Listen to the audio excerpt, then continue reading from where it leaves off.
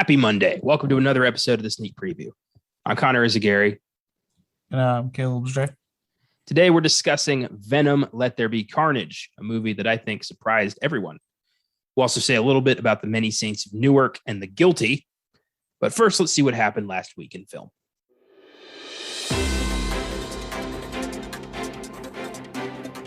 Last week in film.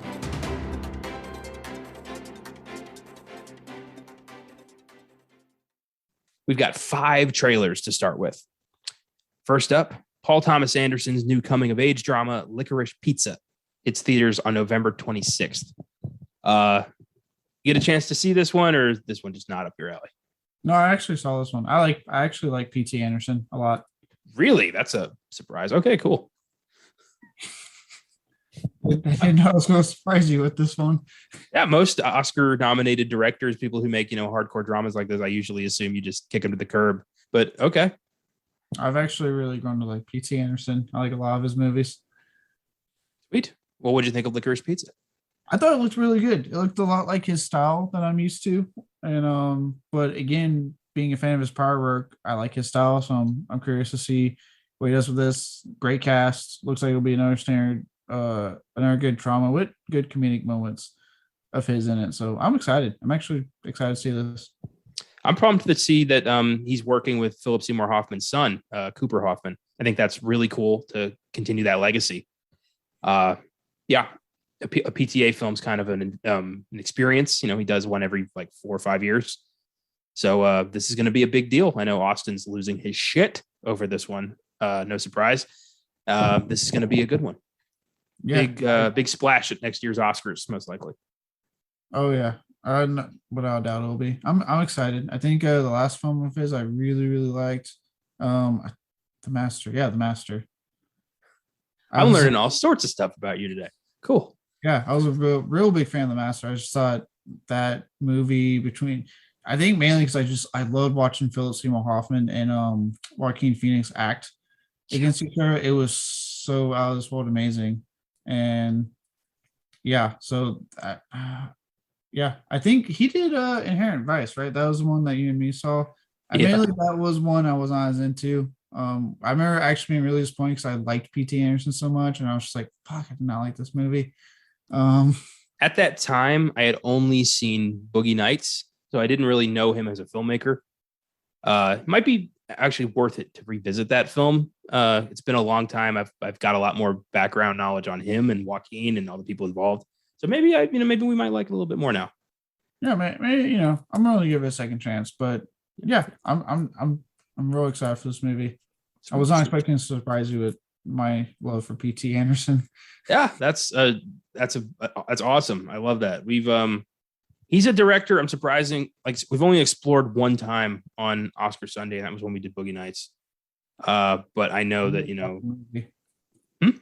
Great fucking movie. I love Boogie Nights. Fantastic. That's a wonderful, wonderful movie. Personally, to find out, Heather Graham played a porn star, I was all over that.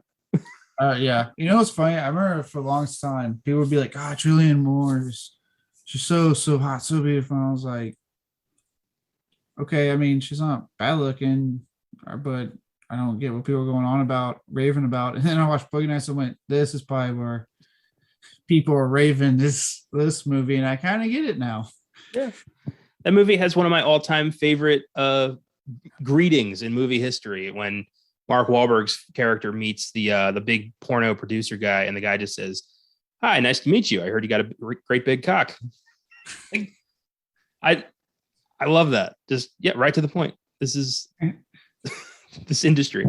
That was a blast, and I'm sure Austin wants to do Magnolia, and There Will Be Blood, and Phantom Thread, and just the Master. I know for sure. There Will Be Blood's good. I've been meaning to watch Phantom Thread. That one I haven't had a chance to see yet. I want to see that. I really like There Will Be Blood. I love the line, "Hey calf, you're a milkshake." Yeah, it's great. He's a powerhouse, and I'm glad to see he's got a new one that looks a little bit more lighthearted, but that could be a a smoke screen for something truly heartbreaking. We'll see. Anything, it reminded me kind of like a Bookie Night. So it might be like really lighthearted at the beginning and then goes on a real dark route towards the end. I'm wondering what the title means because it was called Soggy Bottom up until like a few months ago, and now it's Licorice Pizza.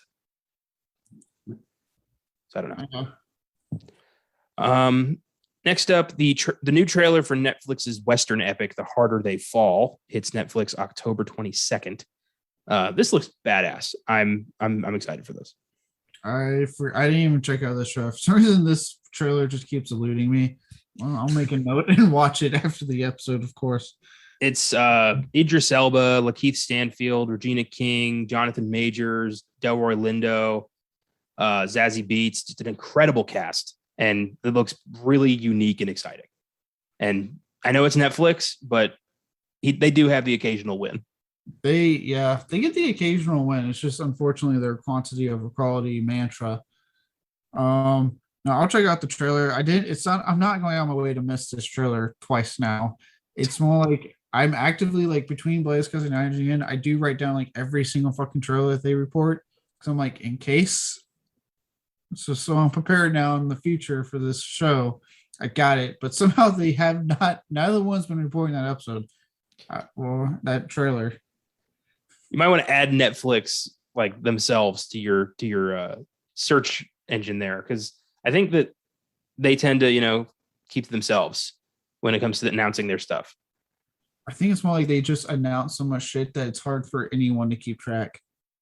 I'm doing a pretty good job. Okay. Just saying. I mean, I always have them. Yeah, but we're also now reporting on all the freaking all the video game competitions or whenever there's like cons going on and all that stuff. Mainly we're not reporting on that like a lot of their sites have to. Like when Netflix did their Tadum event, like the sites had to cover all the fucking trailers that came out of that. I know. I love not having to worry about anything but movies. It's quite freeing. Yeah, so like I don't blame them because they do cover a lot of shit, and some companies are like, get ready for a weekend filled of fucking trailers. And you're like, oh god damn it. Actually, ironically, the next up is the full trailer for Netflix's Army of Thieves, the wholly unwanted prequel to Zack Snyder's Army of the Dead. Hits Netflix October 29th, and I actually have gone out of my way to not watch this. I have seen this. How's it look? It looks like more of the same, just without the zombies. Who wants that? Who wants that? Yeah, I'm not interested in this movie. I'm not on that Zack Snyder fan wagon that's happened since he ever touched a DC film. And I didn't think Army of the Dead was good at all. I don't understand the people that are like, "Ooh, it's just dumb fun." I'm like, no, I've seen dumb fun zombie films that are only an hour and a half long. Not 2.5. But I don't get it. I didn't need this prequel. I don't want this. This character did not make me like go, I can't wait to see his own movie. When I saw Army of the Dead, like I just don't want it. I'm more interested in the fucking animated show prequel, because that sounds like it's going to give me what I wanted, which was the whole like 5-minute segment that I really liked, the title sequence of Army of the Dead, but into like an animated zombie carnage mayhem that sounds a lot more entertaining. I can't believe how fast this went into production. Like we got Army of the Dead earlier this year, and we already have another one. Like, where is this fervor for this universe? I saw Army of the Dead. We talked about it. I stopped thinking about it. Not once did I go back to that movie thinking like, I really wish we'd get more of the weird German safecracker guy. Like, no. I mean, I've been very vocal on this podcast, especially about how much I want to stop having to talk about Zack Snyder. And I can't seem to get away from that. He keeps popping back up with his shitty, over the top, super slow-mo movies. And I don't get it. I don't get who's watching this. I don't get where the fan love comes from. I just want it to stop. It's almost like ever since, Michael Bay got called out, finally got, reprimanded by Hollywood because with the whole movement, and his shit came out to the forefront. And now if people have kind of like stopped giving shit to him. They're like, oh, let's just jump over to the next best thing, Zack Snyder, who does essentially the same type of films. Yeah, except he actually thinks that he's making the amazing movies. Michael Bay knew he was making dog shit, but he just kept doing it for the money. Yeah, Zack Snyder is Michael Bay with a brain, and I don't like that. Yeah, and what kills me is the fans are like, they'll shit on Michael Bay films, but then like love Zack and talk how great and amazing his films are. I'm like, he is literally like he is like a Michael Bay light, in my opinion. But except, yeah, go ahead. I like, so because Michael Bay knows who he is and the kind of movies he makes, there's a decent amount of films of his I do enjoy because he knows how to make fun films. Fun films. Yeah, I'll watch Armageddon or The Rock anytime. Yeah, I'll watch a fucking Transformers film over any of these recent Zack Snyder films. Yeah, maybe. I got mixed feelings about those movies. I'm one of those that will defend the first three. I'll admit I'm in that I'll defend the first three. I can admit it. Fair enough. Well, since we've recently had an epiphany about what we want to talk about on this show, don't expect Army of Thieves anytime soon. In fact, we might do like a Zack Snyder worst to best or something like that.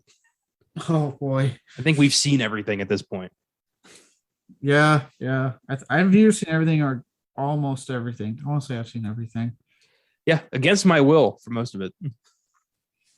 Like, yeah, it's a new Batman movie. Of course, I'm going to go see it. It's Justice League on the big screen. Of course, I'm going to go see it. Yeah. It's that kind of shit, a zombie movie in the early days of this podcast. Yeah, I'm going to watch it. Yeah, the only ones I saw, of my own volition were 300, Watchmen, and Sucker Punch. And I regret Sucker Punch big time. That was such a waste of time. I do like 300 and Watchmen a lot. I do too. Well, yeah, I remember I sat through Sucker Punch, and I remember I was actually excited. I was like, oh, okay, so he's done like, this adapted stuff that I've liked, but now he's doing his own thing. All right, let's see what he does. And I watched it actually with my family because it was like PG-13. We're like, hey, let's check out Sucker Punch. It should be fun. And all of us just kind of looked at each other like, what the fuck are we watching? And just like that, we've talked about Zack Snyder again. God damn it. It's the last time. It's the last time for a while. It's not. That's the thing. It's not. I can't just go out of my way to avoid him because then it just, I feel like I'm missing a piece of news. So I got to say something. Yeah, because Netflix is banking hard on Snyder. There's so many filmmakers out there, so much more deserving of a deal with Netflix. Why does it have to be this guy? God damn it. Next up, the new trailer for Disney's Encanto hits theaters November 24th. And this looks cute, pretty, familiar fare with Disney, but I know a lot of people have a beef with Disney. New friend of mine, for example, despises Disney and everything they stand for, which I respect. But, she loves The Lion King and Hunchback of Notre Dame because who doesn't? But as a company, yeah, they're fucking pure evil. But as artists, the work is great. I was going to say, what brought up the beef with Disney? What brought up her beef with Disney? Yeah. What's her issue? What happened? It's just she hates that they've monopolized everything. She said buying 20th Century Fox was the worst thing that could have happened in film because of how much they take now, and they own Futurama, her favorite show. That's fair. Okay, yeah, okay. But see, that's a legit reason. I know, won't name them, but I've texted you. People I'm aware of that don't like Disney for this outlandish. They're owned by China and they're trying to bring communism to America. No, I love that her beefs are genuine beefs. Yes. Like there's no, conspiracy theory bullshit. It's always like, that makes sense. I'd hate them too. Yeah, like that's legit. Not what I've been hearing. And I want to sit there when they're telling me this and be like, they're not owned by China. They're an American company. It's like they are trying to play into the Chinese market because it's a huge box office returns there, but they've been having issues with that very recently, mainly thanks to Milan. Yeah. And you know what? They're not the only studio doing that. Everybody is trying to appeal to China because they're like, 40% of the global population. So that's worth, in their minds. But yeah, I get why people would have problems with Disney and the way they run things. But again, I like to value the work, and the work is worth talking about. Yeah, I value the work, and like, don't get me wrong, I was terrified when I heard about that, like, because I knew the reason Disney did it was for X-Men. Yeah, it was literally just for that, and like, I was terrified because I'm like, oh god, it's the same reason I was terrified when Prime got MGM. I'm like, oh, this is getting scary. To Disney's credit, they've actually haven't really done a lot to stifle 20th century. Like, they've actually, I don't know if anyone's been paying attention, but they've kept 20th century alive to do more adult stuff without it really being a Disney movie. So they're doing a lot of like still R-rated stuff under 20th century. It's just not called Fox anymore. I mean, I know that sucks, but at least they're still doing that. They do have The Simpsons on Disney Plus. Like, that's not a kid's show yet. It's all 32 seasons as of now because they're advertising it. When I got on there to watch that Lego special, they're advertising that they have all 32 seasons of Simpsons. So they're not stifling what's already being made. They announced an Alien show on FX, which might be the best fucking thing to happen, considering Ridley Scott hasn't done good with the last two movies, in my opinion. And they are working on new Predator movies, so they're doing a lot of stuff that I'm excited for, and there doesn't look like they're getting actively involved to stifle it. So, I mean, it sucks, but they're not exactly stifling the company. Well, like I said, the work, I mean, what they've done with The Mandalorian and with Marvel, and now, like keeping 20th Century Studios and Searchlight Studios alive and using those to do their, their indie films, and not they didn't lock anything away when they bought Fox. They're still releasing this stuff. And I appreciate that.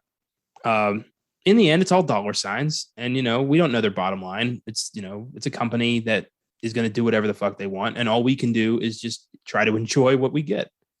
Yeah, exactly. And going back to ENCANTO, I know I went on a tangent there. This looks good. Like, Disney, if we're like kind of honing in on Disney here, right? They've been on a really good uphill animation swing.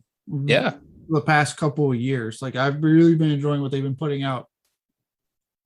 And this looks like it's going to continue that trend. It has, like, the trailer had really beautiful animation. There's music. It has that fantastical story that we've come to expect with Disney.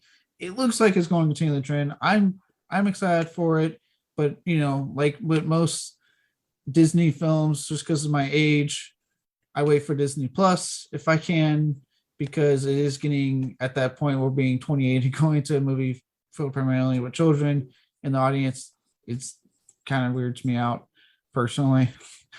It's only weird if you make it weird.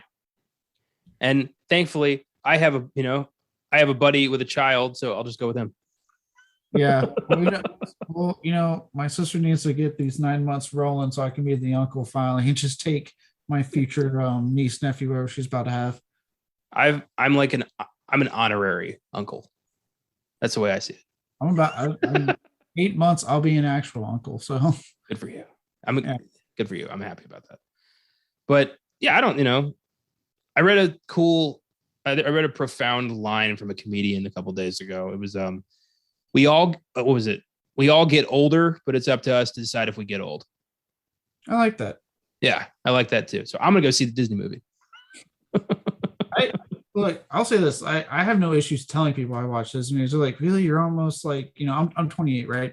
And they're like, you're sorry. I'm like, so it's a fucking movie and it's a good movie. I don't care. It's like, yeah, I can sit there and watch, fucking Hostel. I have sat through a goddamn Serbian film, and then I can turn around and watch something like Encanto or fucking Lion King. It's not an issue for me. I don't give a shit.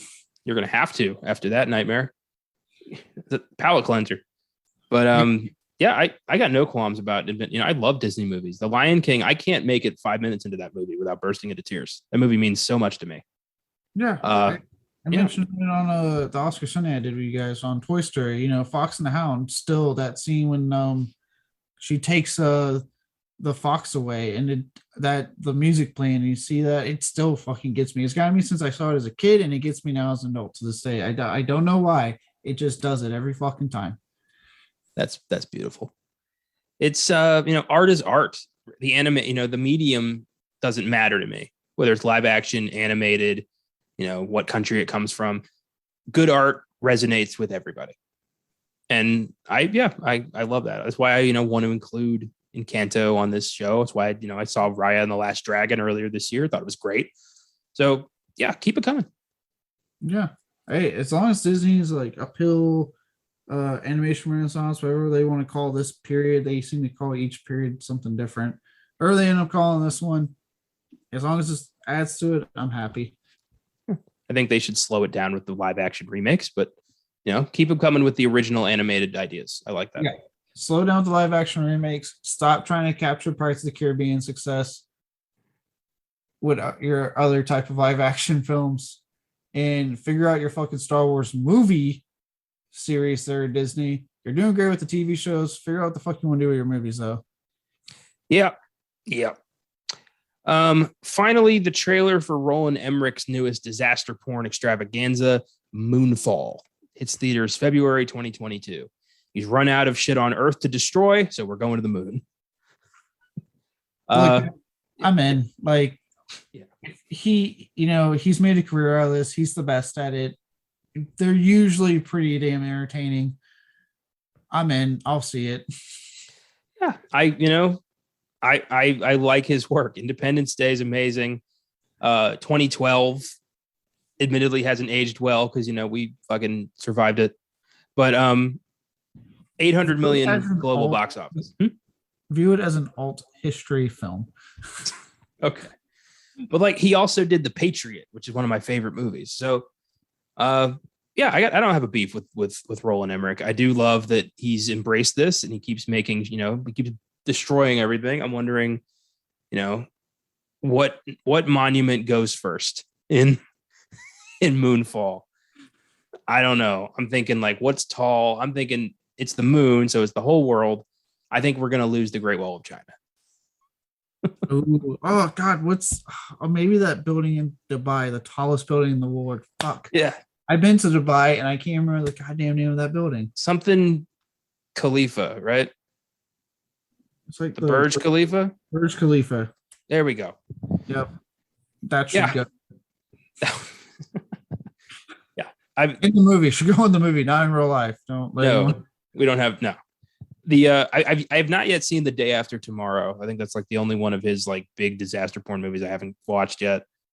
I've seen that one. I remember enjoying it, but it's been a couple of years. I saw it as a kid. Yeah, I'll get to that. I did not enjoy Independence Day Resurgence, but nobody fucking. God no, fuck that movie. So Moonfall, 2022 February. Mark the date. Hope the war doesn't end by then. The new Wonka prequel movie has begun production, with Sally Hawkins, Rowan Atkinson, and Olivia Colman joining the movie. Has a 2023 release date. And now we've got a pretty decent cast on this thing. So I don't know. I mean, I don't want to like this, but I also, if it succeeds, great. It doesn't matter who they cast in the movie. I will not be interested. Don't get me wrong. It's a great cast. I'm not interested in this story one bit. Yeah, fair enough. I think Timothée Chalamet is the wrong way to go. I think he's too dreary. Like I want Willy Wonka to be somebody who's, upbeat and optimistic about chocolate. And not brooding about chocolate. Yeah. I think like Donald Glover was the other choice, and I think he would have been a much better pick. Yeah, I would have been down for that. He probably woke up and was like, I don't want to play Willy Wonka. and went and did something creative. Yeah, he probably thought, I don't want to step in the shoes of Gene Wilder there. Yeah. The only one that has perfectly played Wonka. Well, Chalamet looks like, he's playing a young, like Johnny Depp version, but I don't know. It's just, I've got such loyalty to the 1971 movie. It's one of my favorites, so I don't want to see it tarnished again. I'm about saying, if he looks like he's aping the Johnny Depp one, I fucking hated the Johnny Depp movie. Oh, Wonka. We'll see. Time for lawsuits. Scarlett Johansson and Disney have settled their lawsuit, with Disney agreeing to pay Johansson $40 million, which is still kind of a victory for them because she wanted $100 million. Yeah. They basically are paying her like I think the amount that she claimed she would have gotten had it been in theater. That's right. They're paying her literally the amount she claimed she lost is what they're doing. I get, you do a job, you want to be paid accordingly. I get that. But also I refuse to have sympathy for anybody making $40 million. Yeah. And all this really successfully did, like, I don't, some people are probably gonna be like, well, this sets a precedent. It's like, it doesn't set a precedent. It just means she's never gonna be able to work for Disney again. And at the rate they're buying studios, good luck, Scarlett Johansson. Well, this proves her as kind of I wonder if other studios are going to be like, I don't want to risk inciting a lawsuit. So maybe she might not get a lot of work from other studios because of this. Yeah, I think this is going to backfire on her. Like, because like the thing is, like, it'd be one thing if if like Black Widow was bombing, right? Like it's fucking just bombed because of this thing, but it didn't. It was still a pretty damn successful movie. True, but it wasn't MCU successful because of the pandemic. Right. And it's like, I don't know. The whole thing was terrible. And I'm like you, I get it. She did a job. They agreed so much money. They did not bother to renegotiate the contract, which is real shitty on Disney. But you still made millions of dollars off this movie. I think your mansion's still fine, Scarlett Johansson. Between her, giant, paydays from all the other MCU movies, plus all the, Ghost in the Shell and all this shit she does, plus Colin Jost's, SNL paycheck, I think they're doing just fine. Yeah. Now for the big news. I hope I get this right. This has been in the works for quite some time now. Finally, the long gestating Friday the 13th lawsuit between director Sean Cunningham and screenwriter Victor Miller has resulted in a victory for Miller, setting a precedent for screenwriters to claim copyright over their creations, which is great. Good job, Vic. Maybe this means, means we'll finally get some more Jason. It ultimately does, but so like, okay, I know Josh mentioned when we were group texting. Larry Zerner, he played Shelley in Friday 13 Part 3. He's an entertainment lawyer, and anytime the decision like this has been put out and during out any update on this case, he's actually gone to Twitter to simplify it for everyone else, basically. So that's great. What's going on? Yeah. It was actually funny because it happened, and he actually tweeted, he's like, "Hey, I know it just hit. I gotta go walk my dogs. I'll explain when I get back, guys." I love that. Yeah, he explained it, and it's basically looking really, really good, is what he said. He said by this, like the court, this was the Second Circuit Court that made this decision, and basically they made the exact same decision that the First Circuit did, because that's what happened. Like they said, Victor Miller, you get this. And then Cunningham, he has, he's been attached to horror films, but this is his biggest fucking money-making franchise. He was trying to fight that and say no, but Second Circuit sided with First Circuit, in turn siding with Victor Miller again. And what Larry Zerner was saying is that if he really wanted to, Cunningham can go to Supreme Court with this, but there's very little chance Supreme Court's going to care enough to look at this. No, I feel like they're petty enough these days to take anything. And he's like, well, no, his thing was like, even if they do take it, he goes, they're going to side with their two circuits. He's like, there's no chance in hell they're going to magically side. He's like that because that's what they're going to look at. And he said they would look at the case that set the precedent for this years ago, that got this fucking law into action. They would look at that and go like, no, Victor Miller's in the right here. So he goes like, the point of like, he goes basically by them agreeing with the First Circuit and siding with Victor Miller, they're kind of telling him like, you're done. Like he got it. Like you don't appeal this. We're done. Like we're done with you. You know what I mean? Like they're trying to tell them, like the legal process is over. Do not you dare appear because we are going to keep agreeing with Victor Miller. Well, that's great. Feel like it didn't need to take a decade, but good for them. Now, the only reason that it could take a while for us to still get a movie is because Victor Miller got the domestic rights, which he was seeking. He got domestic rights. Cunningham still has the rights for adult Jason, like the sequels onward. So, like Victor Miller got that first movie rights domestically.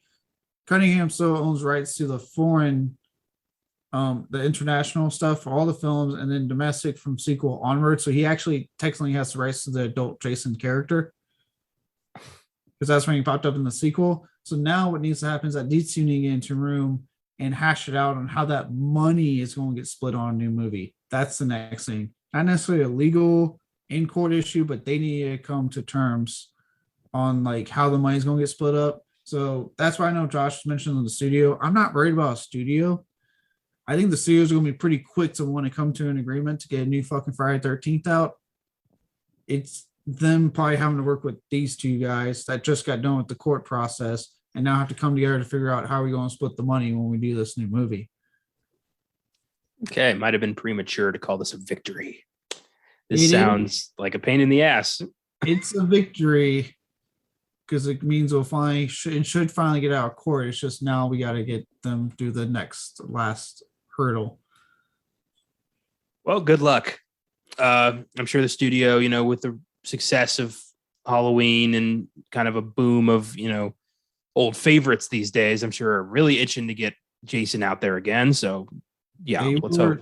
They were itching before this went down. I remember I was actually hearing about Friday 13th getting made before this, and they were trying to rush it before because they knew this deadline was happening that was going to court. So they were like trying to be like, let's get one out real quick before they this gets dragged out because they knew this was going to happen. And it didn't happen in time, unfortunately. And then it went into court. So like they were itching before it. And like, yeah, I'm sure with the success of Halloween, with the reported projected success of the upcoming Halloween, all our old favorites coming back, I am sure they're itching. The studio's like, we want to get a Friday 13th out. So I'm sure they'll probably press those two to be like, you guys need to make up a fucking deal so we can get a goddamn movie out. Yeah, I bet. So, look that up if you want more information on it. We're giving you like bare bones here, but yeah, it's looking like, it's progress. It's good progress for the first time in a very long time. Yeah, it's a major legal win to hopefully get us that much closer. Yeah. And, Friday the 13th, a horror classic we still have to tackle on the Filmgazm podcast. We've not yet touched Freddy or Jason, which is funny. We're over 150 episodes in, have yet to go there. Yeah. So we'll have to, maybe 2022. Yeah. And the other reason they don't think it should stay in court long, the lawyer that's attached to this case, he's itching to get done with it because he has to go trump on the recent Marvel sue that's happened. He's actually the lawyer assigned to that. So he's itching to get done with this case and close it so he can go jump on the next big one for him. Yeah, I've got mixed feelings about that case. I love the MCU, but I also don't want Disney to fuck over these, creators. So I don't know where I stand on that. Yeah, it's like a great time to be alive for like horror and comic book fans, and at the same time the worst, because it's like all that happens with these cases, right? That bugs me so much, especially with this Friday 13th one.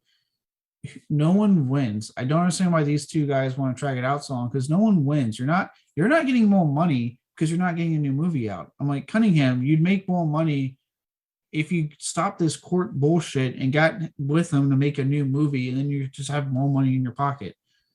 I was like, same with you, Cunningham, Victor Miller, like talk to the guy, figure out what the hell's going on, so both of you can start making money. Like, and then the fans were hungry for a new one. The fans want a new one based off the 255 million fucking box office of Halloween 2018. The fans want to see the heavy hitting slasher greats come to the big screen and do their fucking thing. They want that. They're itching for it. So hurry the fuck up so we can do Friday 13th, because no one's winning right now. Yep. Well said. I know I've gone on record in the past saying I don't really care for that franchise. And I don't really, slasher films themselves are kind of not my bag, apart from a few exceptions. But I do, feel for the fans. I want them to have another one. I want this shit to end. So I want to see Jason on the big screen in my life, just like I'm about to see, Michael Myers twice now because I already got my fucking ticket for Halloween Kills. I'm that excited. Yeah, I've only seen Michael on the big screen. I didn't see. Yeah, interesting. Yeah, here's hoping. I think it'll work out. It's gonna work out. I mean, we're at this point now. Yeah, like I said, them getting done with this hurdle on it, what should be a closed book on the court proceedings at this point is huge because I really do get the feeling that once they get essentially turned over to the studio, that the studios are going to put some pressure on them. I really feel like a producer's going to be like, you guys have to figure this fuck out now because we want a movie. Good. So that's what happened last week in film. Before we get into Venom, there's two other films we want to talk a little bit about. First up, The Guilty on Netflix.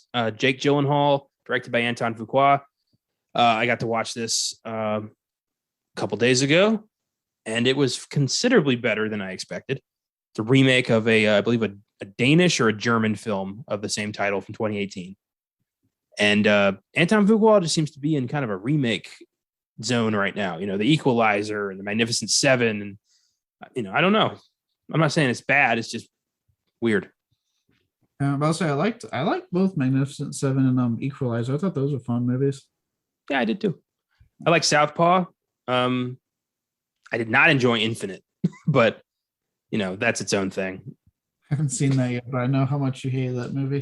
Oh my God. Yeah. If you want to hear my thoughts on Infinite, go back and listen to the episode that we did on In the Heights. I believe that's when I went off on Infinite. What a piece of shit. Anyway, The Guilty follows Jake Gyllenhaal as a 911 operator, a demoted cop who fucked up bad. You don't find out what he did till the end of the movie, but he's on desk duty and his court date is tomorrow. And he gets a call from a woman who is in the process of being kidnapped.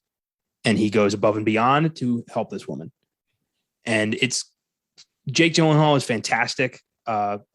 He's the only real character apart from the background cops in the bullpen. This was filmed in 11 days during quarantine, which is impressive. A lot of Anton Fuqua's people like Peter Sarsgaard and Ethan Hawke play the phone call people. And it's just Jake Gyllenhaal watching him kind of have a little bit of a redemption after he fucked up as a cop. And it's very well done, very intense, unpredictable, hell of a twist at the end. And I really liked it. So 8. Yeah. Damn, that's nice. I didn't have would be visiting family and stuff on vacation. I just didn't get a chance to see this one, but I mean, it looked good to me. I did see a lot of early reviews for it, kind of saying the same thing, like actually saying it's not a bad movie. Like I said, I like Antoine Fuqua. I like Jake Gyllenhaal, minus his non-showering habits. All that shit was in the reviews, by the way. Was it really? All over the place. Letterboxd, it was like, so this is why he wasn't showering and shit like that. It's funny. This is never going away.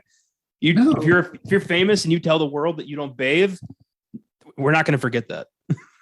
Yeah, because it's gross. But at least 99% of the population heavily believes in baths.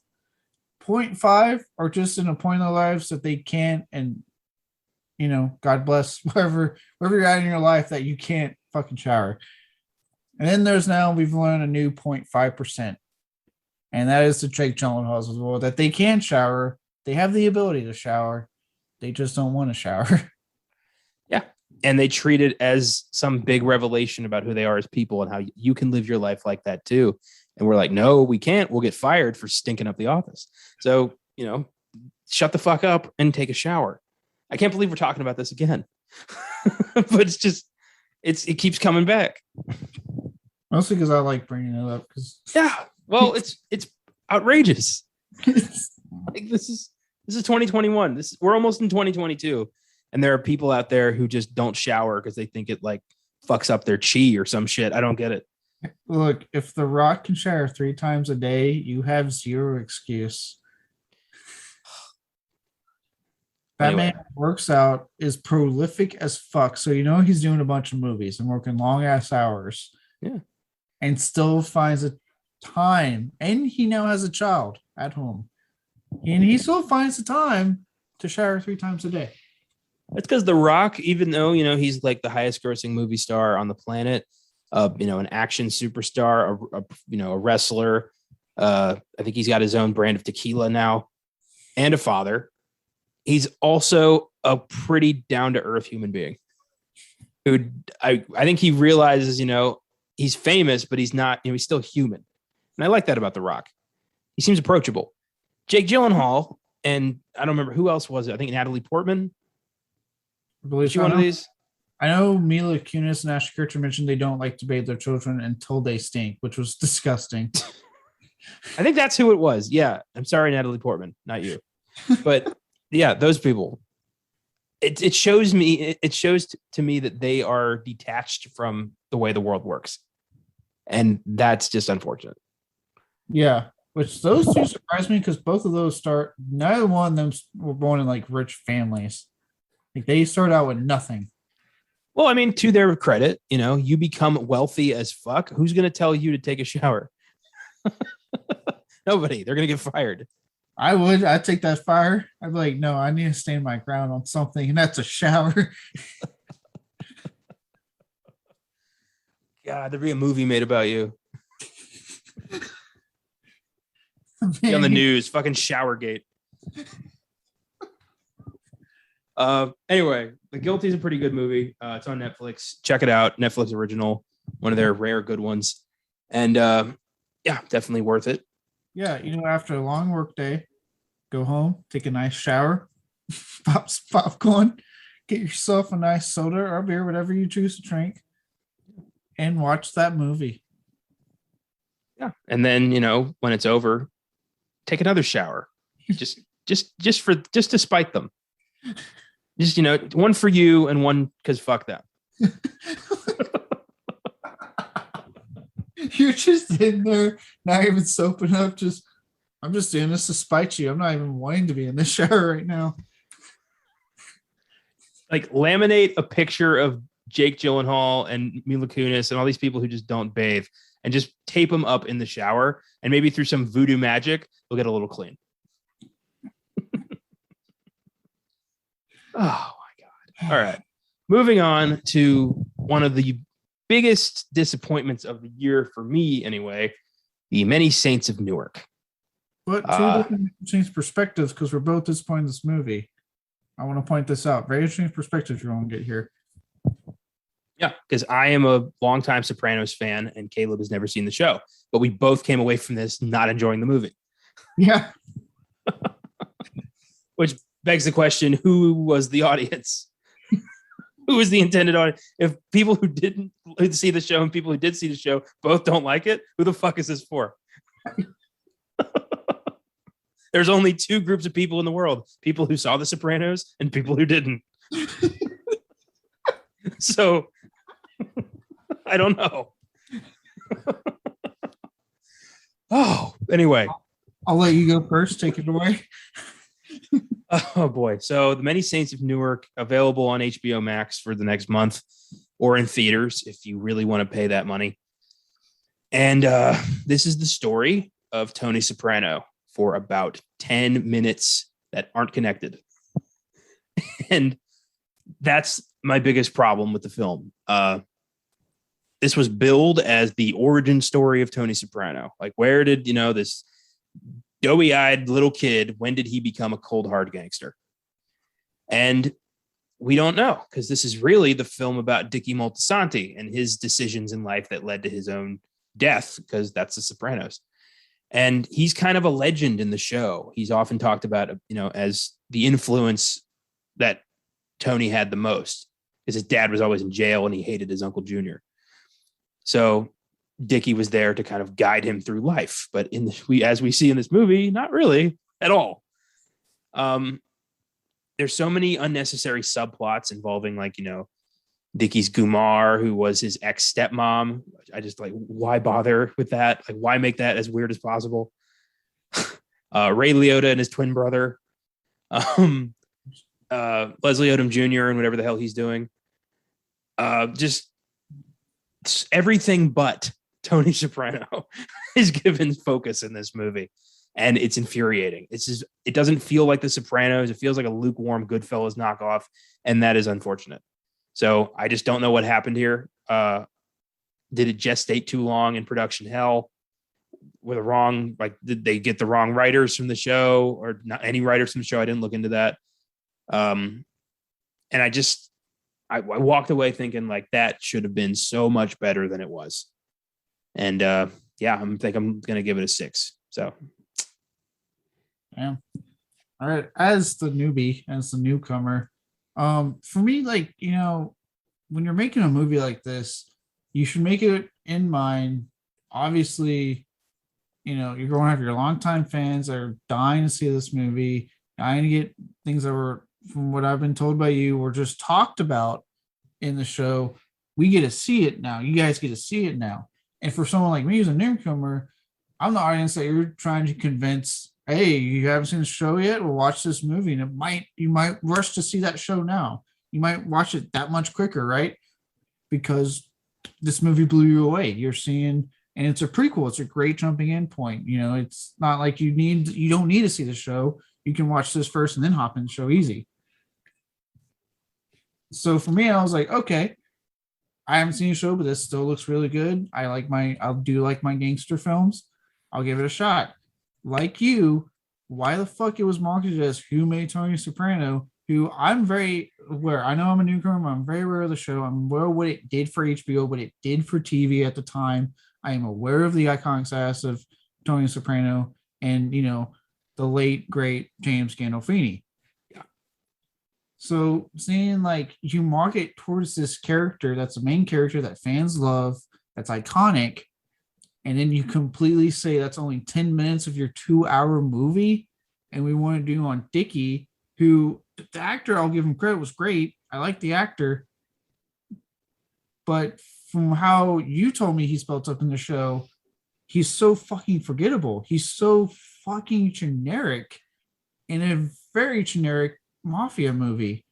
Yeah. And it was like, why did you go this route? Because each time it went to Tony Soprano in his life with, John Berthold playing his dad and Vera Farmiga playing his mom, I was interested because you could kind of, to me, I'm thinking that's why he became it. His dad was in and out show and came off the vibe being a real asshole.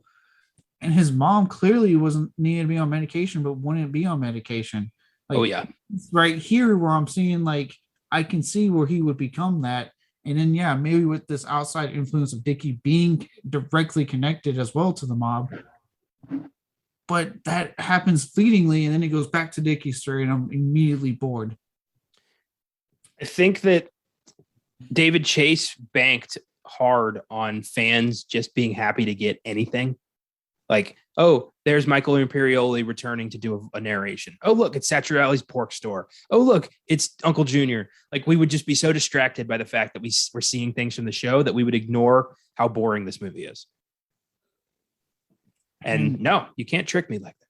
No, and it's not working because even for like I know they've been having issues with box office with, same releases with these like HBO Max theater releases. But this was doing really bad. Like Godzilla did all right. Yeah, I was gonna say this one's tanking. Like Venom beat the goddamn movie. Like, so clearly it's not working because people watching and going, yeah, don't check out this movie. And not only that, but like the very question it asked, right?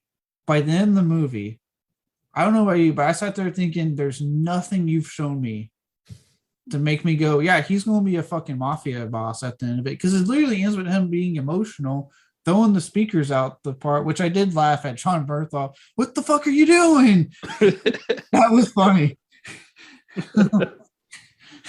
Yeah. The one thing this film has going for it, I think the cast is great. Particularly Corey Stoll as Uncle Junior did such a fantastic job. He sounded so much like Dominic Chianese, who plays him in the show. And I thought his mannerisms were perfect, like well done there.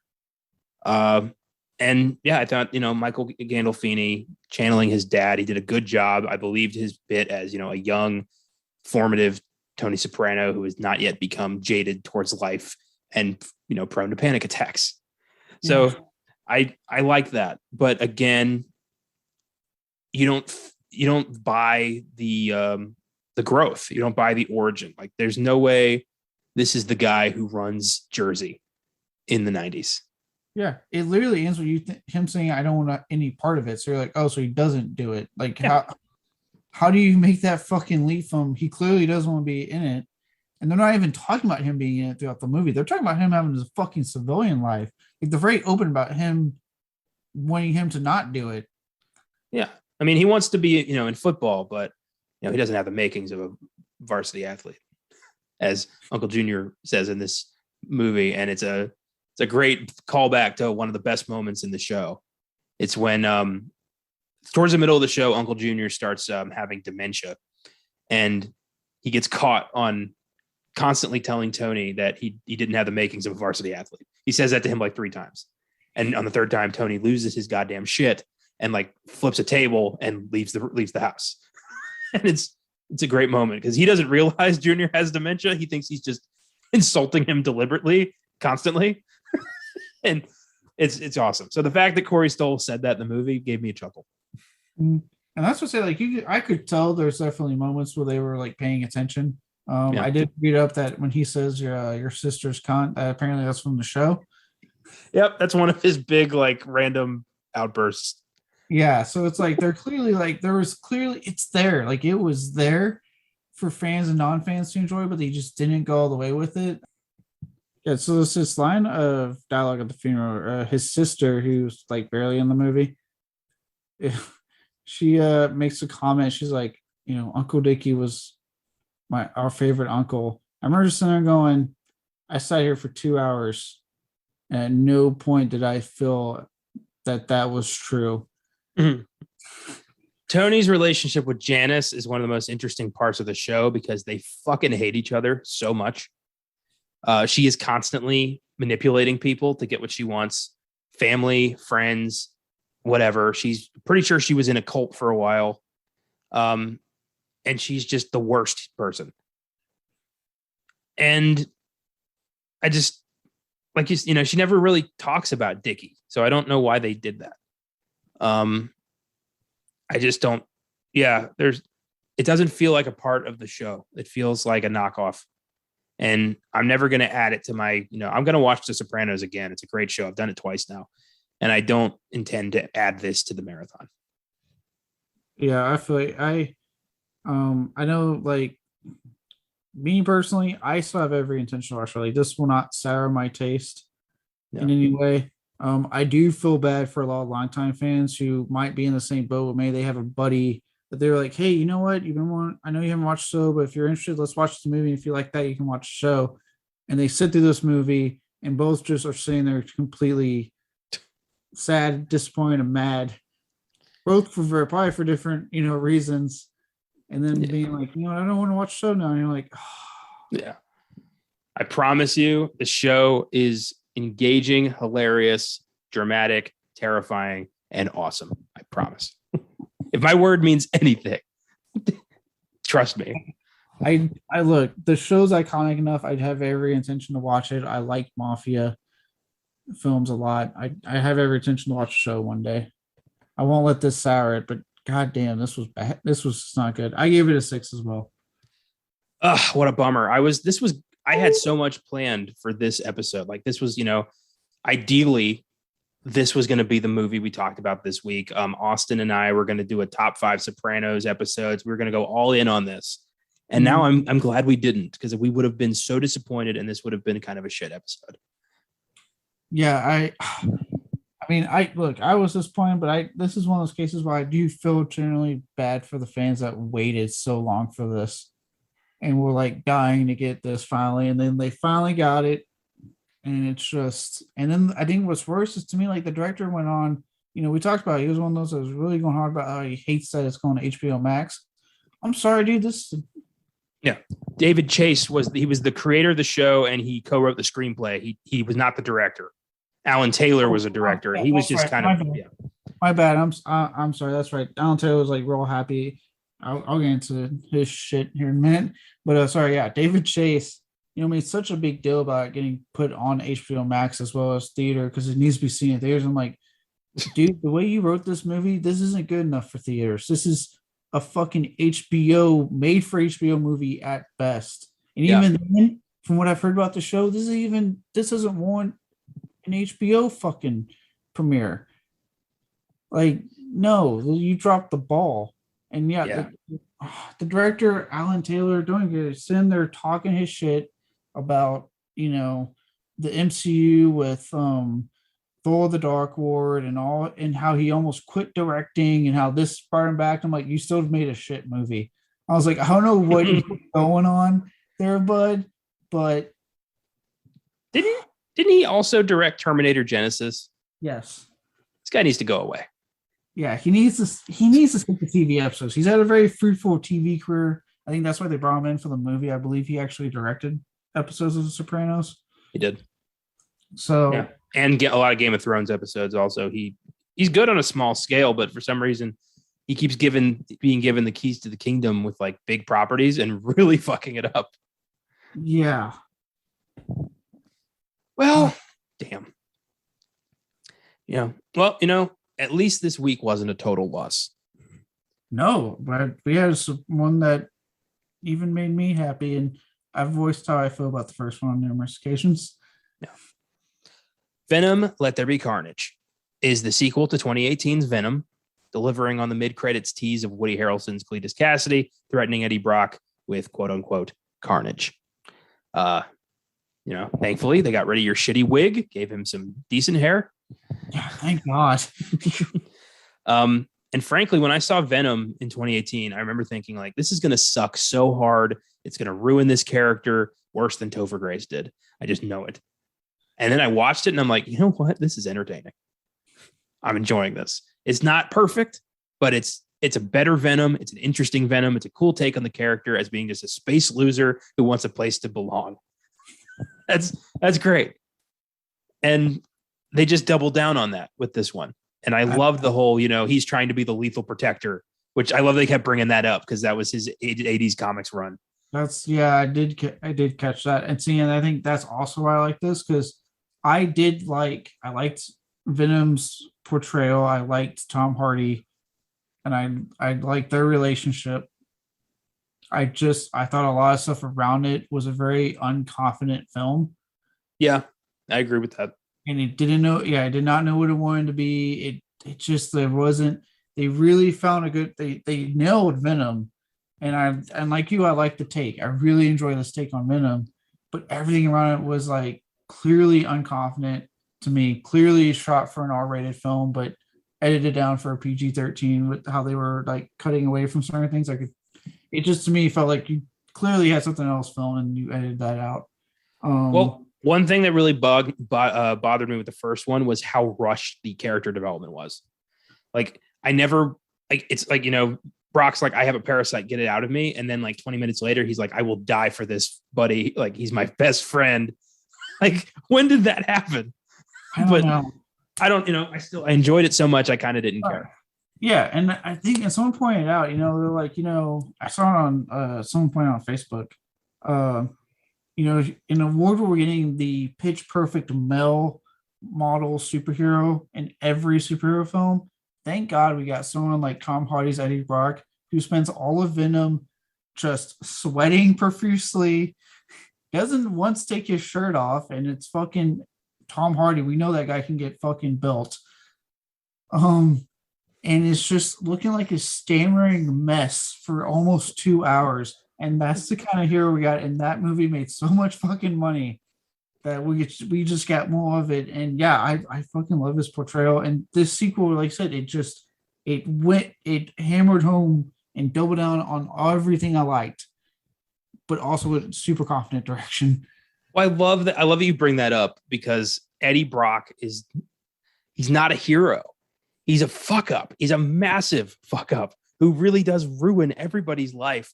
including his own so many times. And in kind of Venom's too, in a way. But Venom needs him and he trusts him. And he's like, you are my guy.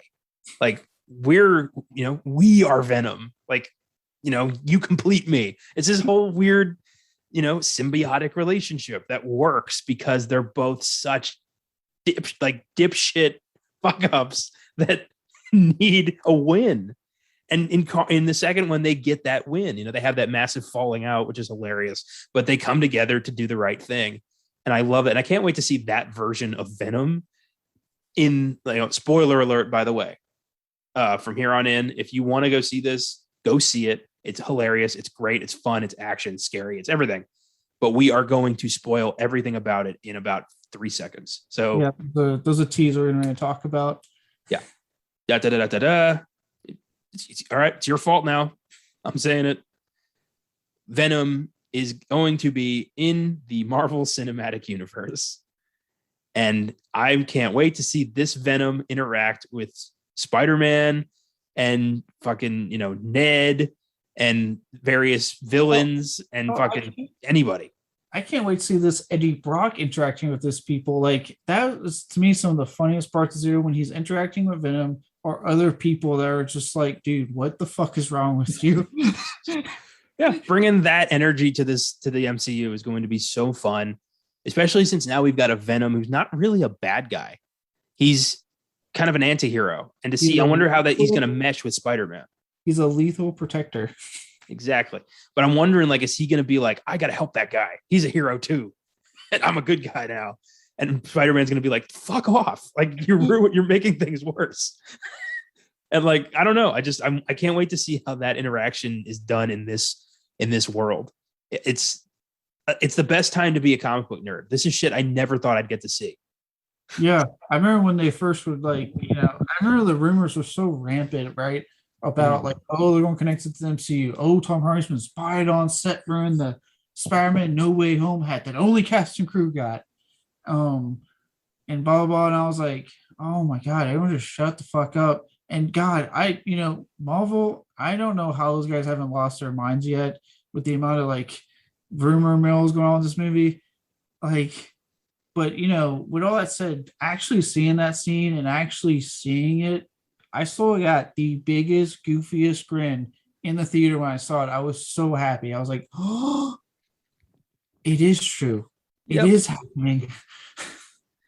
Because, Tom Hardy being spied on with a production hat can mean fucking anything. But in the film, seeing Spider-Man on TV in the movie, that's it.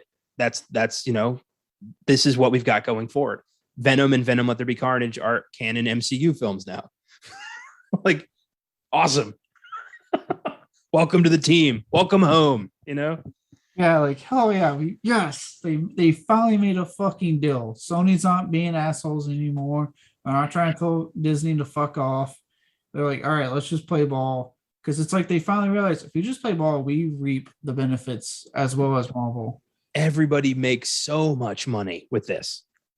It's, everybody wins. The fans, the studios, everybody. It's beautiful. It's paying off because it's being pandemic records. And you'd think, Sony would relate to the Venom movies because they're a parasite that's been feeding off Marvel for God knows how long. So, I think that helps. Maybe they woke up and realized, yeah, we're the problem. God damn, you went there. Yeah, I fucking hate them so much for what they've done in the past. I don't forget that shit.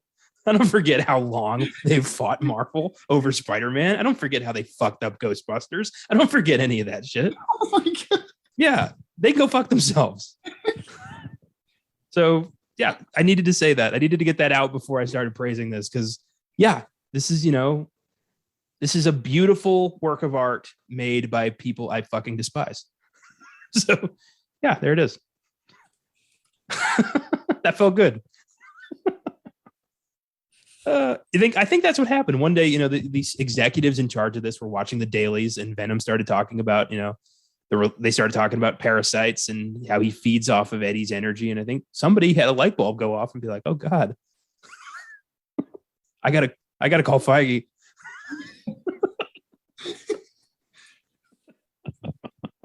once they weren't forced to make a deal, they just went, we got to make a deal. Oh man. So the big thing about this movie particularly is it's the big screen debut of a classic Spider-Man villain we've never gotten to see before, Carnage.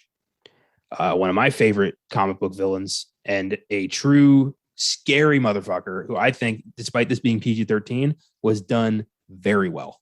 I was very happy. I was happy with both Carnage and the and Cletus Cassidy, mainly because they fixed that god awful wig. That really, really got under your skin. It bugged the fuck out of me. God, that wig was bad. God. Oh. Right. So just a little background on Carnage. Carnage first appeared in Marvel Comics in 1992 in Amazing Spider-Man number 361 as the offspring of Venom that bonded with serial killer Cletus Cassidy. Carnage was such a powerful threat that Venom and his archenemy Spider-Man formed a momentary truce to take him down together. It's a 3-part arc called Maximum Carnage that I have all three and I've read it. It's a really good comic. Just for Venom to be like, all right, Spidey, like I hate you, you hate me, but we gotta take this guy down. Like, no one else is gonna do it. We got to do it. It's awesome, and I was hoping to see that happen, but then again, spoiler alert again, Venom did eat Carnage and Cletus Cassidy, so they're both inside Venom, and I think they're gonna burst out of him at some point. Yeah, and also, I mean, they did at least do what they could with it, with the whole like, as soon as he saw him and goes, "Oh shit," and like goes right back to Eddie. Like even Venom's like, "I don't want to fight this guy. We are dead." I love that Brock's just like, "What are you doing?" He's like, "That's a red one. We got to get out of here right now. We are gonna die." I like when Harrelson's like, "Woohoo!" and then Eddie like, "Just 1 minute. Just give me a second." Oh, that was great. It sounded like Eddie was about to cry when he's like, "You have to come out right now." I love how they're just like shitty roommates. It's so great. I love this back and forth. Like Venom being his own person is such a smart way to go. Venom without Brock was hilarious. It just like when he went to the rave and was like talked about like, we need to be ourselves. We got to be free to do what we want to do. And they're all like, preach. Nobody realizes he's a fucking alien. They think it's a really good costume. Like when Venom made him apologize. I love that everyone is in on the joke. I love that Anne's husband is just like, what is going on? Are there going to be aliens? And he's just like, even at the end, Venom's like, you're all right, Dan. I like you now, Dan. Oh my God. I was laughing the whole time. It's kind of the way. More of a hindrance, really.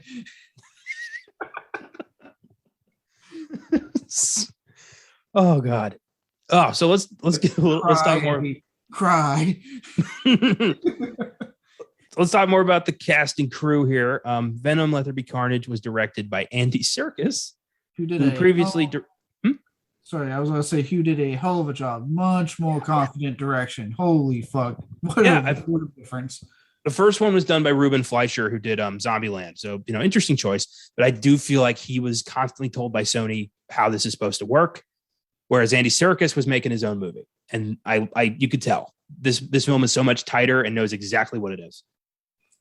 Yeah. And that's interesting because this was only Andy Serkis's like second big project after Mowgli: Legend of the Jungle, which was all right, unnecessary, but not terrible. Mm-hmm. Of course, Serkis is known for playing Gollum in The Lord of the Rings, as well as Caesar in the recent Planet of the Apes trilogy. Huge, pioneer of mocap technology, and is now really trying his hand in directing and doing a fucking great job. He's set to play Alfred in the Batman, and I can't wait to see that. But I'm hoping, him getting, a little DC cred, maybe he'll be helming one of their projects in the near future. Oh, that'd be badass. Because, like I said, and I'm not trying to put down Ruben Fletcher because I actually really like Zombieland and Double Tap a lot. Yeah, me too. But it did feel like the studio stepped in on that movie and made the direction very unconfident. That's where the unconfidence came in for me. is that the studio came in and doubted a lot of what he was wanting to do, and then he didn't even know because of it. He wasn't sure what needed to get done. Whereas Andy Serkis was able to go in there, the studio I think backed off a little bit more, or he kind of told him like, "I'm making this type of film," and he was able to make a more confidently made film. And also, to me, another slightly minor thing I had with the first one was that sometimes the fights with like the other symbiotes didn't always like blended too well with Venom at times. Riot is more of a knockoff of Venom, whereas Carnage is more of his own character. So I get that. And yeah, because they use Carnage, and also because he had, like you mentioned, he's a pioneer of mocap technology. He knows CGI. Yes. Showed in this movie. Yeah. He knew how to stage it so it looked nice all the time. Well, the first film, like you said, was very much dictated by Sony. Like, this needs to work or Marvel wins. Whereas the second one, I'm pretty sure Feige just walked up to the Sony boardroom, zipped down his pants, and pulled out his $1 billion box office dick and said, "This is what we're doing." Laid it on the table. Exactly. There's like, any questions? I'm proud of you for using something I've said. Yeah. I love that. I bet that's what happened. You know, if you look at the track record of both studios, and who do you think is calling the shots now? Yeah. Feige is like the nerd with way too much power now. But it's power that he's using for good, and I love that. Yeah. I would love just the thought of him just walking and going, because in my head, he has a humongous cock that he's laying on the table. Yeah. So it's just boom and going, "This is the movie we're making. And you guys need to back the fuck off from my director this time." Notice, my director, not your director, my director. Fuck off. I feel like he doesn't even need to say that, though. Like, I feel like the dick itself gets the message across. I feel like if you're doing that, you're in charge, and everybody knows you're in charge. Like, you know, that's what Lyndon Johnson used to do. What if he just looks at them and he's like, "If you don't believe me, I will get hard." And everyone's like, "Oh, okay, no, we don't need that. We believe you."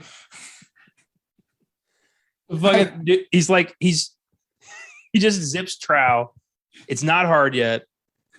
And then as he says that, the fucking table rises and everyone just stares. And he's just like, "So, late September release. Let's do this. You've got 8 months to make my movie." And if I hear one thing about you fucking with my director, the stick that's staring you in the face, it's going on your face.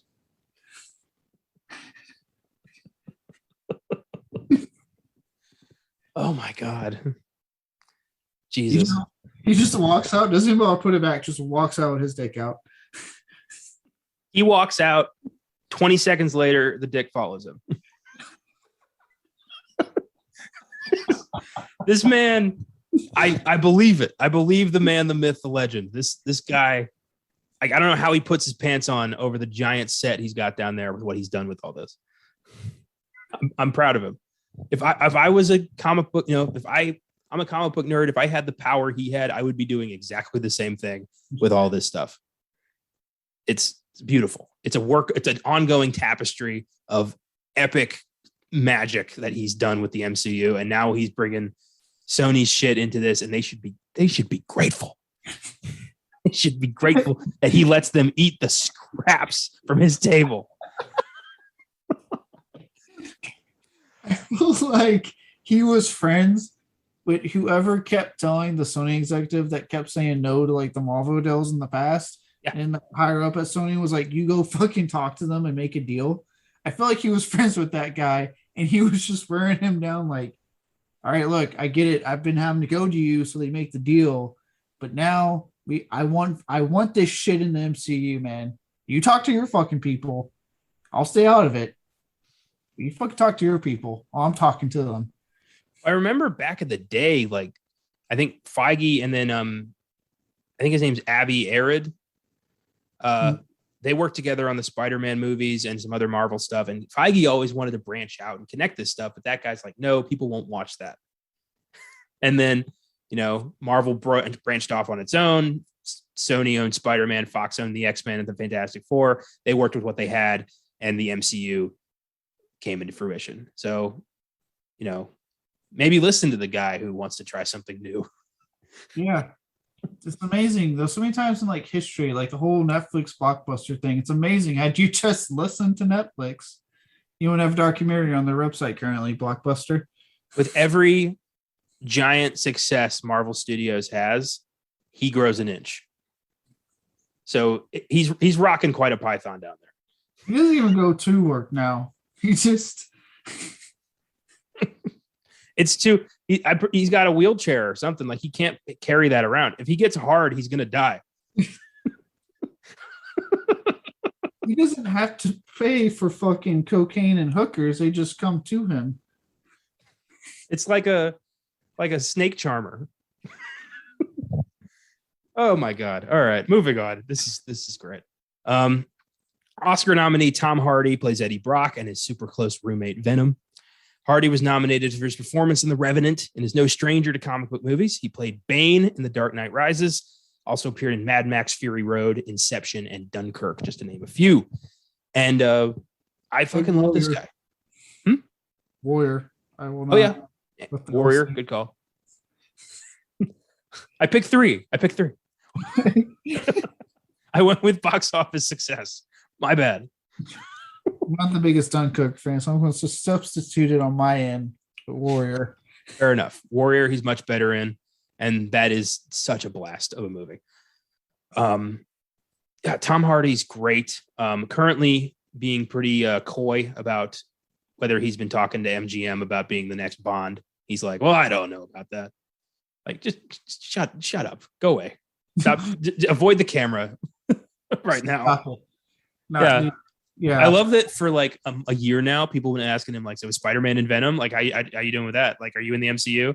As soon as Venom comes out, now it's, so you James Bond? Like, they just will not leave this guy alone. So who are you next? We all love you, Tom Hardy.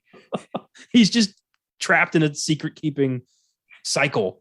And now, of course, going forward, I'm sure Tom Hardy's going to be a major player in the MCU, hopefully. I hope so. I'm like you. I've always loved Tom Hardy. The dude's a fucking beast. He's awesome. I saw a photo recently someone took where he's like shaking the hand of a janitor at this building he was leaving. And apparently they asked him about that. They're like, why are you shaking that dude's hand? Because, Hardy's in like a fucking nice suit. He's surrounded by guys in nice suits. This guy's in regular clothes like you and me. Yeah. And he made the comment, he goes, because I was raised that you shake the hand of both the CEO and the janitor. And I'm like, that's God good. Damn. Yeah. So he's a classy man too. I found that very classy dude. I like that. I don't think he should play James Bond, but I do like him a lot. Yeah, I don't think he should. I was watching this one group on YouTube and they were actually talking about that. And they made comments like they're probably going to try to pick someone young and that can play it for a couple of roles. And I was like, you know what? They have a point. They probably will find someone that can do multiple movies. Yeah, but you got to pick a guy who you believe as a seasoned 00 agent. Remember, Bond's not a trainee. He's not Jack Ryan. He's been doing this for long enough to be a 00. So you got to have somebody with some longevity, some age in their eyes. So right. I don't want like some 20-year-old British kid. I want a seasoned veteran. Yeah, I don't want a Tom Holland. Like at the same time, like my reason, like why I don't think he is much like how I don't think Henry Cavill is going to get it. It's because both of them, as we can now say this with Tom Hardy and that tease and Venom, in this movie, now they're both tied to major franchises. Yeah. Henry Cavill is going all in on The Witcher. They got renewed already for season 3, and season 2 has not come out yet. Now Hardy, he looks like he's going to be a player in the MCU. He has confirmed he's signed on for a third Venom for sure. Yeah. I mean, like both guys are committed. I do not see them really having the time for a fucking commitment to James Bond. I love that prior to Venom coming out, both Andy Serkis has just been saying like, yeah, Venom, yeah, Spider-Man's in part 3. Yeah, we're going to do that. And just like not even giving a shit that everyone's like keeping this a secret. Tom Hardy with the production hat. Like it was such an open secret that like should we, like, it was exciting, but should we have been surprised? We kind of knew, but, and also B, I'm saying it for years. I'm going to be saying it for years. I want Richard Madden. I think that's a good one because he does look like he could play a seasoned, been doing it for a while, a veteran type of Bond, and still at a good age that he could do a good amount of movies, at least 4 to 5 that they probably want. Yeah, and I don't see, like, I know Eternals is going to be like have ramifications for the MCU, but how often are we really going to see his character? Yeah, you know what I mean? Considering the whole point of them was that they stay out of these affairs, that he might be able to honestly pull it off. Yeah, we're not going to get an Icarus movie anytime soon. No, and I always kind of assume with the Eternals, the Castle Point, they're not exactly planning that to be like the heaviest of like, we're going to see these guys in a lot of movies, because I don't see Angelina Jolie appearing in a lot of movies. I don't see Salma Hayek appearing in a lot of movies. So I always got the feeling that this was the cast of characters that we'll see probably in like an Eternals 2, a 3, a thing like that, but not in too many other fucking MCU movies. If Chris Pratt can do Jurassic World and Guardians of the Galaxy, I'm pretty sure Richard Madden could pull off Bond and Eternals. And I think that, he's got this, he's young enough to do a few movies. And also he's got that kind of, I've been through the shit vibe that I would buy for a 00. So I think he'd be a great choice. Yeah. He had that I've been through the shit vibe. He had that down really well in the early seasons of Game of Thrones when he was doing the war. I believe that he could easily be like a seasoned type of fighter. And if you want to see him as like what he would look like, suave in a suit, kind of debonair, watch Rocket Man. Okay. Yeah, he's a prick, but he's Elton John's manager, John Reed. Okay. Yeah. Yeah. And also in Eternals, what about his actual accent, I believe. I think that's he uses that in Rocket Man. He uses it in Rocket Man? Yeah. I don't think we've had, well, no, Pierce Brosnan was Irish. I think Richard Madden's Irish, or he might be Scottish. I don't want to bank on that because I know I'll insult a lot of people if I get that wrong. Let me look that up before I make any commitments. I mean, let's be honest. How many actual British people has that franchise cast for Bond? Everyone but Lazenby. Oh. Wait, I said he's Scottish. He's Scottish. Okay. I said actual British like actors because Connery wasn't British. Okay, here we go. All right, let's go through this. Yeah. All right. Connery was Scottish. Okay. Lazenby was Australian. All right. Yeah, I know. He lied his way onto production too. He said, like, yeah, I've done hundreds of movies. He was a carpenter who hadn't done anything. But he was handsome and he looked the part. So like, you're James Bond now. And he was like, oh, okay. I'll wear this kilt for an entire movie. His story is so fucking funny. Roger Moore was British, I believe. Timothy Dalton, I believe, is British. Pierce Brosnan is Irish. Daniel Craig is British. So, okay. Yeah.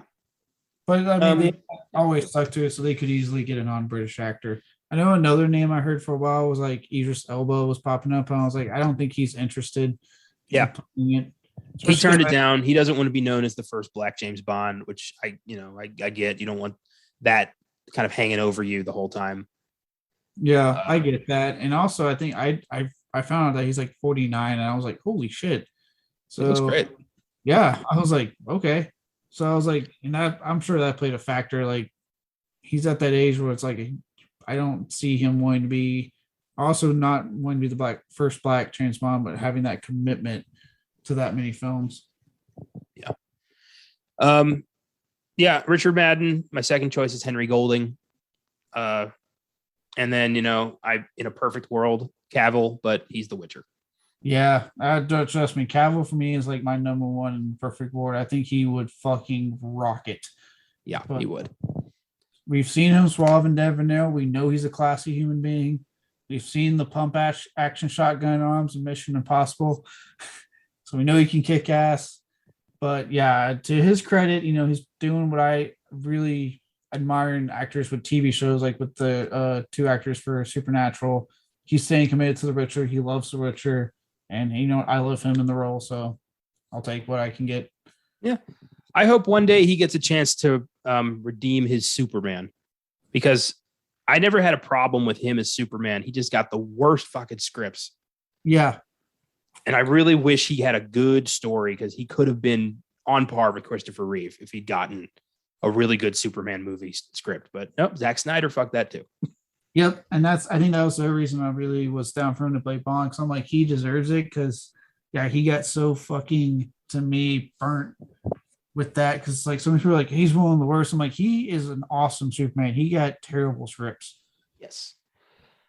Oh, well, anyway, Tom Hardy's great as Venom, but I don't know if he'd be kind of a rehash of Daniel Craig, kind of the same kind of gritty street, blonde badass. And I think they want to go in a little different direction. Yeah. Yeah. And you know what? As long as he can keep playing Eddie Brock, I'm down. Because I just fucking love him in this role as Eddie Brock and Venom. Me too. Oscar nominee Woody Harrelson plays Cletus Cassidy in his psychotic alter ego Carnage.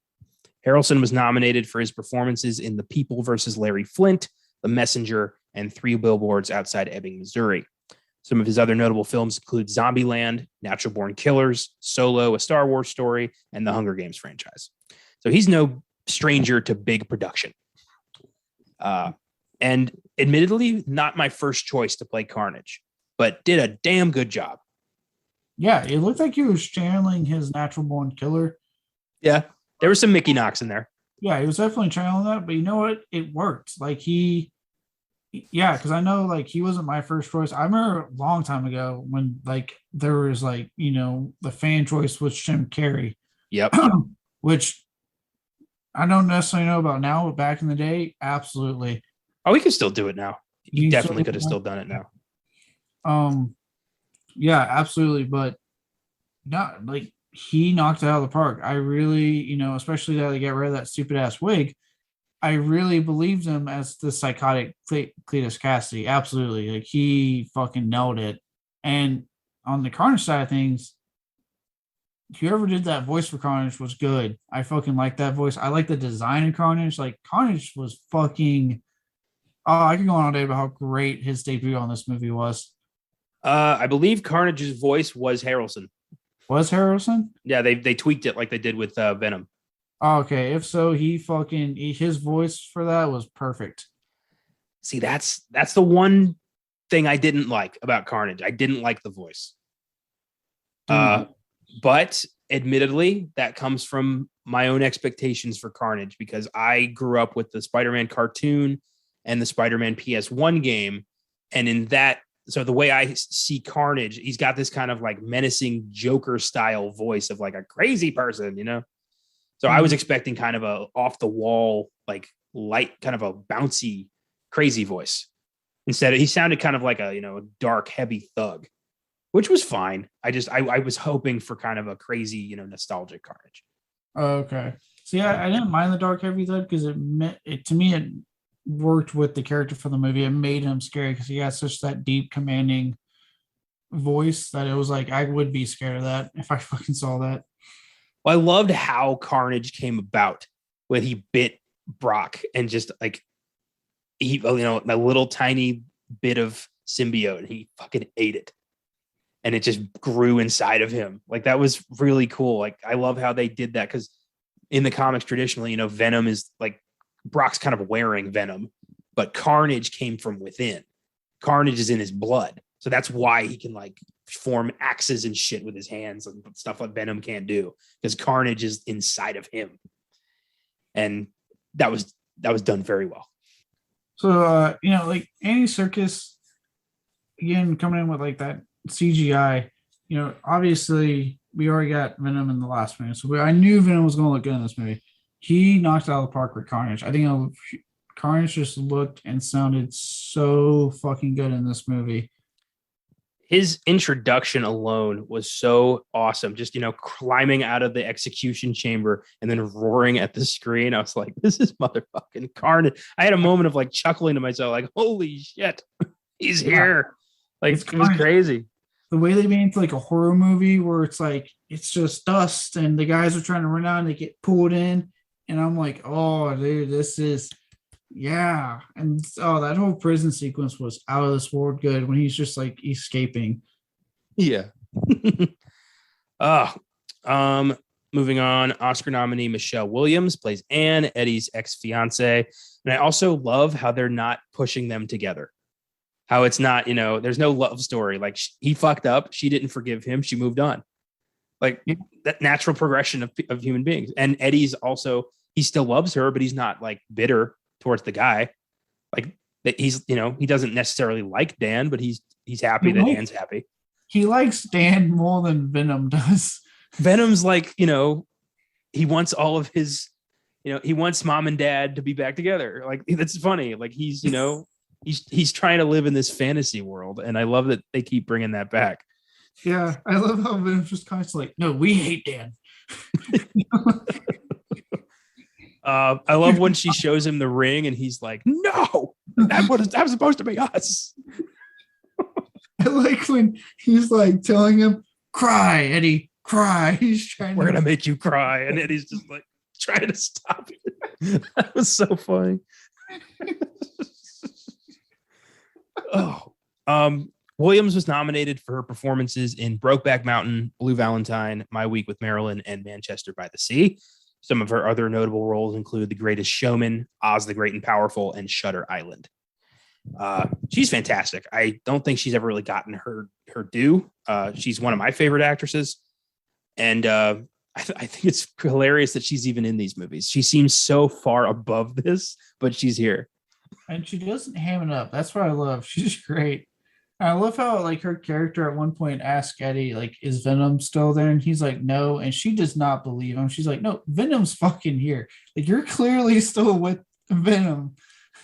I love that these movies are like subverting all kind of the superhero tropes. Our hero is an alien monster that wants to eat people. And our villain is a serial killer who's kind of charming.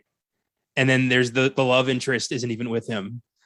It's like, this is ridiculous, but I love it. I love when she was like looking for Venom, like, and he was in Mrs. Chang. And she's talking to him, and as soon as she called Dan a pussy, you can tell that's when it clicked. She's like, that's not Mrs. Chang. I love the dance is like, she called me a pussy. Like, we're not gonna deal with that. I thought there were no aliens. There's no more aliens. I love at the end when Dan tries to help and like lights Carnage on fire and is like, fire. Ah! Carnage is like not even affected by it. Oh, great. Venom made Eddie slap Dan in the face. I'm so sorry. And then just walks away. Oh God. I love how everyone's so cool with the fact that there's an alien like being living inside Eddie, influencing his every thought and action, and everyone's just like, oh, it's just Venom. Like no one's weirded out by this except Dan, and by the end of this movie he's fine. Yeah, even Eddie's okay with it. Even Eddie has grown to like Venom. They're both, I love when they break up and they're both kind of like missing each other.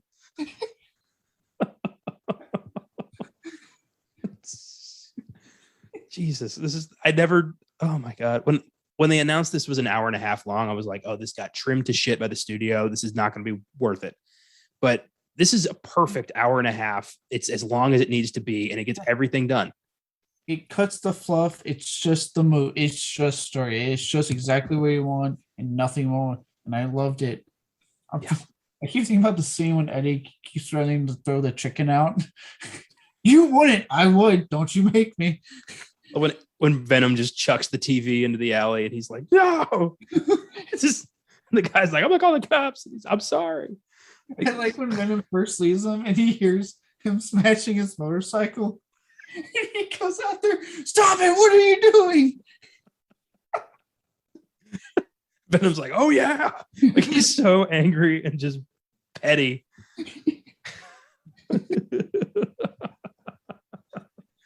Oh, it's great. No chocolate. Can we eat Mrs. Chang? No, you cannot eat Mrs. Chang. One of my favorite moments is at the beginning when they're going, Eddie's going to the prison to interview Cassidy, and Venom's like, look at all these bad people I can eat. And like they start fighting, and they just yells, you suck. And the lady's like, what? And he's like, I don't have an answer to that. I think I'm having a panic attack. It's just like I don't know how to explain myself. It's those little moments that I cannot wait to see in Spider-Man when he's just talking to himself. Is Venom gonna be a fucking Avenger? No. I don't think so, but I think he's going to bug about it. He's going to keep having dialogue. We hear me like, I want to be an Avenger. Yeah. He is so absolutely going to want nothing more than to be like declared a hero, but the rest of the Avengers are going to be like, absolutely not. Like, you are a murderer and a monster. I think it's almost adorable how bad Venom wants to be a hero, but a hero that eats the bad guys' heads off. And he's so much of an idiot. He doesn't realize how bad that is. I want to see in either Spider-Man, I think Spider-Man 3, I want to see Venom, like, yeah, him and Spider-Man are going to be kind of at odds at first, but ultimately I hope he's the one who helps Spider-Man take down the Sinister Six, and like he fucking eats Doc Ock or something. Like, because these guys are all one-off appearances. They're not going to be back in the MCU. So why not have them go out in spectacular fashion? I want to see Venom eat at least one of these guys. That would be great. What if he eats Sandman and like spits him out because he's all sand? I think one of the most perfect scene that summarizes who Venom wants to be is when he forces Eddie to go fight that like random dude in the alley. And then he's like, she didn't want her help. She didn't know she wanted our help. She'll be grateful later. I love towards the end when Eddie acknowledges that they're the Lethal Protector, and Venom's so excited about it. He's like, we are the Lethal Protector. Like, we're doing this. It's ridiculous. Oh boy. Two more cast members to talk about. Oscar nominee Naomi Harris plays Frances Barrison, aka Shriek. Harris was nominated for her performance in Moonlight. She played Eve Moneypenny in the Bond films Skyfall, Spectre, and No Time to Die, and the sea goddess Calypso in Pirates of the Caribbean, Dead Man's Chest, and At World's End. And she's creepy as hell in this. I find it ironic that Carnage, like his host, is in love with the woman who has the power to completely obliterate him. Which just annoys Carnage to no end. I love that I kept expecting Cassidy to like reject him over that, but the power was too tantalizing. Yeah, it was too much. I mean, God, way too much power. I was waiting for Carnage to finally just kill her. Yeah, I was expecting that too. But then that would have been the end of it for Cassidy. He would have been like, no way am I having any part in this. Yeah, well, they made a good point towards the end, right before he did the Lethal Protector thing. And remember, Eddie tells Venom, he goes, see, we're symbiotic. They're not. Because even though, yeah, he's in Cletus, and Cletus' personality matches his Carnage to a T, she is causing a rift that is causing them to not be symbiotic because he doesn't want anything to happen to her, but Carnage could care less what happens to Shriek. Whereas Brock and Venom both want to protect Anne, and I love that. Mm-hmm. I never see Venom, growing up as a Spider-Man fan, you see Venom as this evil entity that wants him dead, this monster. So to see Venom as a relatively good guy who just wants to do the right thing, no matter, like, even if it's fucking horrific, I love that. I love their take on Venom. It's made this, fresh and fun and enjoyable. And I think that's great.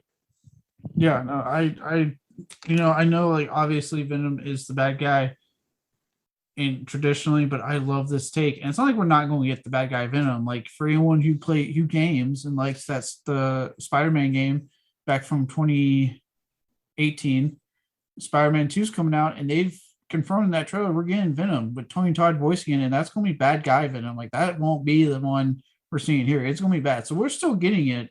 But we do get this fun new take on it with the movies that I have been really enjoying. And remember, it's the multiverse. All of this shit exists at the same time. So, we'll have a what if where we get like evil Venom or something. Ooh, that'd be exciting. I look forward to that episode, hopefully in season 2. Oh, yeah. Finally, we've got... Oh, yeah. Finally, we've got Stephen Graham as Detective Patrick Mulligan.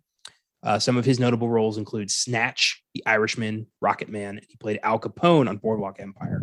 And yeah, he's kind of I'll admit it, kind of a pointless character. But I like Stephen Graham. And also I found out that Patrick Mulligan is the host of the symbiote Toxin, who I'm pretty sure is Carnage's offspring. So that's why you see his eyes glow blue at the end. Okay, I was actually going to ask you about that because I was like, who's he supposed to be? When I saw that, I was like, I don't know who he's supposed to be, so I don't know what this means for me. Yep. I think Andy Serkis or somebody confirmed that the villain in Venom 3 is going to be Toxin. So we're getting him. Okay. His role is not different from like what I've seen in other movies. I did like the part when it's after like Venom, the beginning when Venom almost ate him, and he has to fight with him in the stall, which was really funny. And he comes out and he's just staring at him. And he goes, "I don't like you." Oh, yeah. Their interactions were funny. I love that they were using the Daily Bugle newspapers. That made me happy. Oh, yeah. That was good to see. Venom Let There Be Carnage has an IMDb score of 6.7, Rotten Tomatoes score of 59%. It's grossed about 103 million so far on a budget of 110 million, nearly made its money back. Smashed the pandemic era box office record. Good for Venom. Critics are giving it mixed reviews, but fans are pretty much adoring it. It's got an 85% audience score on Rotten Tomatoes. So critics, as usual, are just like, it's popcorn fluff. It has no substance. Blah, blah, blah, blah, blah, blah, blah. Whereas fans are like, fuck yeah, Carnage. So, and I mean, I got really excited on Carnage for the line in the movie. Let there be carnage. Oh my God. I got the hugest nerd boner in the theater when he said that. Oh my God. Yeah, there's a lot of moments in here where I was just like, fuck. I'm like, my inner child was like, it's Carnage. Like I was fanboying. It was awesome. Like I never thought I'd see this guy on the big screen. I know, and we got it. I do think it's interesting with like, usually in all fairness, whenever you just kind of make fun of the critics, they tend to kind of agree. Like audience and critic scores tend to agree with a lot of MCU films. I think it's funny. And now we can say that Venom's an MCU movie now. Like it's there. That this is the one franchise that both films critics did not like, but audiences love both fucking movies. There's such a huge disparity and I love it. Yeah, it's hilarious. Oh boy. So is this I guess now considering these are MCU films, are these the only MCU films with negative tomato scores? Possibly, unless I don't know what critics thought about Iron Man 2, which is still like 70s. Oh, okay. I was about to say that's like one of my top 5 ones I just do not enjoy. Yeah, I think they've all like even the lowest ones in like the 60s, and I think that's Thor 2. So yeah, they've all been pretty critically acclaimed.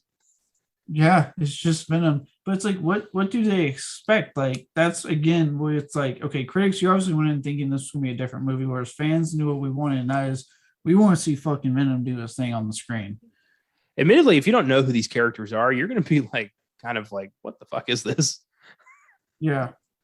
I mean, and I can kind of see it with the first one. Because again, I am, like I've said, I don't, things around the actual character and his relation with Eddie Brock were okay at best to me.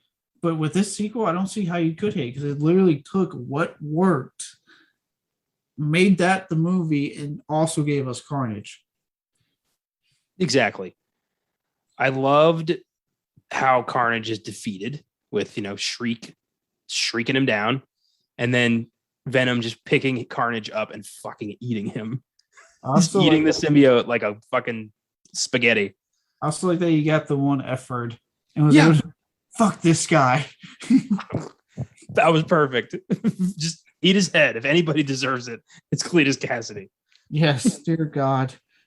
But as I said at the beginning of this discussion, both the Carnage symbiote and Cletus Cassidy's DNA are inside Venom. So I'm wondering, like, is Carnage going to burst free at some point? And, like, is he going to be the 6th member of the Sinister Six? Ooh, maybe. Because now he's got a beef with Venom, and Venom maybe aligned himself with Spider-Man. So he's like, enemy of my enemy is my friend, that kind of thing. Ooh, boy. I don't know, dude. Literally, like, everything we're getting from Spider-Man No Way Home, anything can happen. At this point, anything goes. God. I think it was already like that, but now with that tease, man, it's like, oh my god. And the tease, let's talk about that. So the mid credits tease, we've got Eddie Brock on vacation, and Venom tells him that the symbiotes have been around for billions of years, and he gives Brock a little tease of what their knowledge is. But before he can do that, Venom and Brock are transported into the Marvel Cinematic Universe by what I'm assuming is Doctor Strange's fuck up. And they witness on TV Peter Parker unmasked and Jameson's report. And every comic book fan in the world lost their collective shit. Yeah, I lost mine in theater. I was like, oh my god.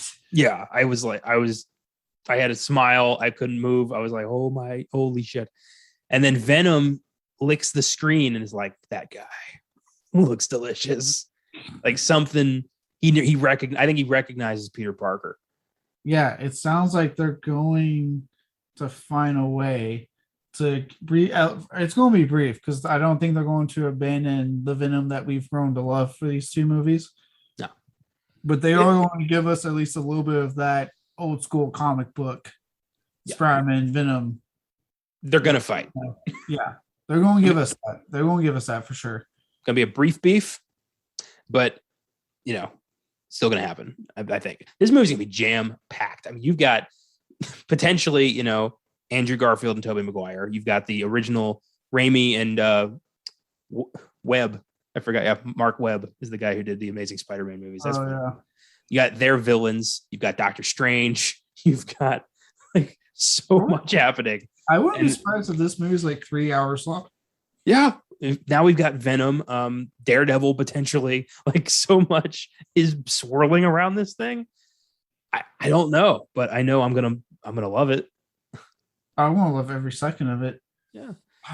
I did like in the tease, the little quick, like the little coda, the punchline to the joke when the guy comes out of the shower. You're thinking, oh shit, he sees Venom. And it's just Eddie, meaning Eddie just. Yeah, like, what are you doing in my room? And he's just like, I don't know. He's so just like jaded at this point. Like, I don't know, man. What a life Eddie Brock is leading. God. I did like before that when he's having that speech with Venom at the statue and he gets ready to say the "We Are Venom" line and Venom interrupts him. That was great. What did he say again? Like, what did Venom say? I don't remember. I just remember like the way they did it. Like they build it up. It's a big moment. We are, and then Venom interrupts, and you just see it all deflate. Just, I think he said like friends or buddies or something like that. Yeah. He's like, yeah, okay, yeah. But I was going with that, but yeah. Oh, good stuff. Good stuff. I give Venom Let There Be Carnage an 8, and I can't wait for what comes next. Honestly, with a few more viewings, it's probably going to go up. Yeah, dude, I agree. Like, and it could be because, like I said, there are elements I didn't really enjoy in the first movie so much. Such an overall, like, big time improvement, such more confident direction. Carnage was fucking awesome. More of what I liked with the Venom relationship. And just the characterization of Venom, this portrayal that I'm liking a lot. And yeah, the tease of what's to come. Probably one of the best fucking mid-credit scenes in a long time, in my opinion, in any Marvel film. I'll say it. One of the best fucking ones they've done. Solid 8. And definitely I'm with you. Could go up. I've really walked away extremely happy with this movie. It's the first time I've ever seen a film get pulled into another universe. Like, God damn, we got some creative geniuses working behind the scenes over at Marvel. I love it. I hope like Feige is just sitting there with his new set of hookers and blow that he gets every single successful movie. And just sitting there with his however long dick at this point, just happy. Yes. What number movie was Endgame? 24? I think so. 24, 25. All right. So 25, Spider-Man, 26, Black Widow, 27, Shang-Chi. And I'm counting Venom now, 28. So we got a 28 incher going on here. And so with Eternals and Spider-Man, he's gonna be rocking 30 by the end of the year. And now we're gonna have to be afraid of him after that. I mean, those are powers no mere mortal should ever have. Like he is no mortal man. Dude, God, I really hope that whoever he has in mind down the road to take over for him, they do such as good of a job. Oh, I haven't even thought about that. Like, is he grooming a protege? Shit. Who? No. Jon Favreau? Ooh, that'd be a good one. But is he? But he's about to say, is he into the Star Wars now? Because he's been killing it with fucking Mandalorian, and I don't know if you saw. I'm sure you saw that poster, Book of Boba Fett. I can't wait. Well, that's him and Dave Filoni. Like they're doing that together. So I'm thinking like who else in? I don't know. It's probably somebody we don't know about. I don't know besides Feige any producers in the Marvel zone. We know for a fact it's not Kathleen Kennedy. She fucked up with Star Wars. Oh dear God. Yeah, no. She's lucky she still has a job. I like how Disney, like I think I read somewhere that they're basically phasing her out. Like she's getting kind of like pushed aside. It's almost like the whole Game of Thrones guys are like, you fucked up, get out of here. I love that she delivered $3 billion successes and they're like, you fucked up. Disney's definition of success is very different than ours. Yeah, well, I think in that case, it is different. But I think in that case, it's them looking at not just the fact that it made money, but they're also looking at the fact that there was humongous backlash. Yeah, she's to blame, but also, that there's Rian Johnson and JJ. There's a lot of blame to go around there. But I don't want to get into all that. Yeah. Well, that's another day. But when we finally inevitably tackle a Star Wars movie on this podcast, it's going to happen. Star Wars ain't dead. Then we'll unpack all this shit. Yeah. So next week is super special. One of the most anticipated movies in years. The final adventure of Daniel Craig's James Bond, No Time to Die. Finally hitting theaters this Friday. I cannot wait. 6 years I've been waiting for this movie. And, with the constant, this was the first one pushed when COVID hit last year. And it looked like this will never happen. Like it just kept getting pushed further away. I felt like, Sisyphus rolling the fucking rock uphill just to watch it fall down again. Like I was never getting this. And here we are.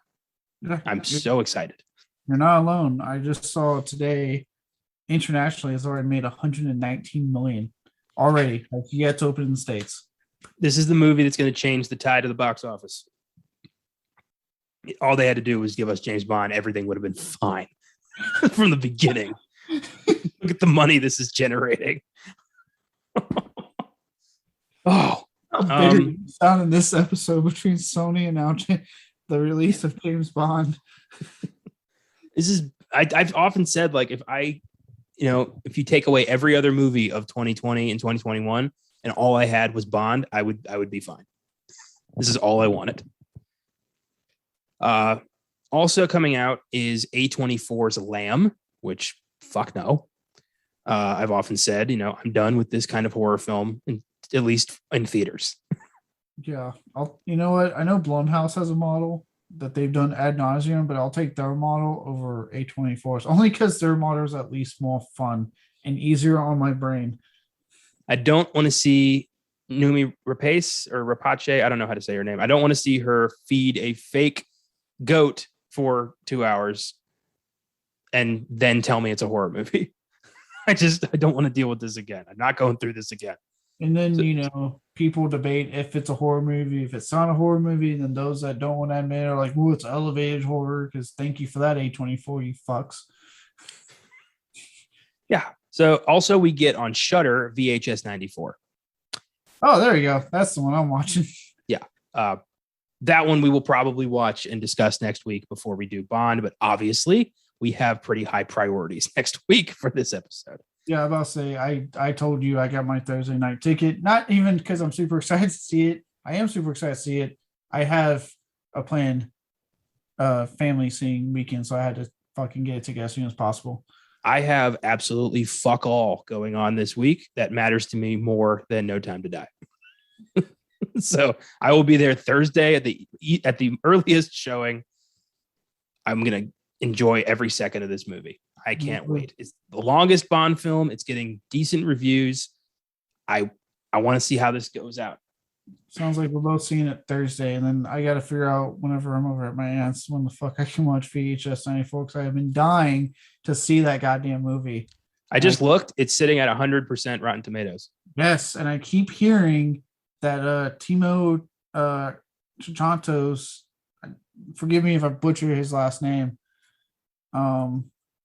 his segment is batshit insane. And this is the guy that gave us Safe Haven segment in VHS 2, and it's saying they are praising this segment and talking about how batshit insane it gets. Do you know where I can get a hold of VHS 2? Is that streaming anywhere? Let me look it up on real quick. Right. I'll do the closing arguments while you look that up. Yeah, you do. I'm gonna look that up. In the meantime, obviously, Bond next week. Feel free to follow us on Facebook, Instagram, and Twitter. Filmgazm Productions. If you want to suggest films for us to check out, you can email us at filmgazm@gmail.com, or of course, send us a message through Facebook, Instagram, or Twitter. And that goes for all of our shows. Oscar Sunday, Filmgazm, even the Giggle Guys, and Sneak Preview. If there's something coming out that is, a little bit lesser known that we might have missed, feel free to reach out and point us towards it. If you want to support the show, I was going to say also, if you want to check out VHS 2 in time for 94, you can rent it from Prime for $2.99. I'll probably do that. I own VHS 1 on DVD. I don't have 2, and I would like to watch those 2 before I watch 94. It's been a few years. I'd like to revisit. I'm not watching Viral. That movie can go fuck itself, but I'll watch the first 2. Hey, I'm with you. For the people who are listening, if you're interested, first 2 are great. Definitely watch those 2 if you can.